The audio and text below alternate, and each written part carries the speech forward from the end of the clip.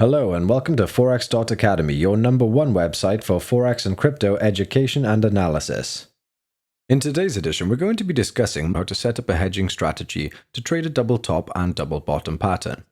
The idea is to set up two trades simultaneously, where one trade will act as an immediate execution trade, and where all other technicals are telling us that the price action will go in a certain direction. The second trade will act as an insurance policy, should price action ignore our technical analysis setup, and in which case we capture the price action as it moves in the opposite direction. In the following examples, we are looking for price action reversals which will form the basis of our technical analysis, and therefore our belief is that we will be looking for price action to have peaked or bottomed out, and then reverse. Our secondary trade, which will act as an insurance policy, will be set up on the basis that price action simply has pulled back and then continues in the direction of the original trend. Before we move ahead with our setups, let's quickly remind ourselves of the kind of setup we are looking for in a double top scenario. Example A shows us that for a double top formation we need a peak followed by a pullback to what is referred to as the neckline, which acts as a line of support.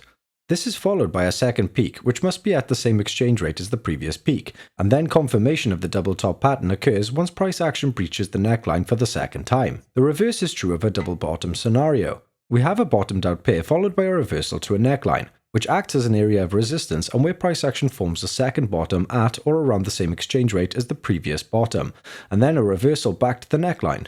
This previously acted as an area of resistance and where price action punches through, and this line which then acts as an area of support before we see continuation in the reversal of price action, which confirms the double bottom pattern. In example C, the following is how we set up the double top hedge. First and foremost, we need to wait for price action to pull away slightly from our second peak and go short at this point with a stop loss a couple of pips above whichever peak was the highest of the move. Should price action continue lower than our neckline, the double top formation will be confirmed and we can ride the downward movement.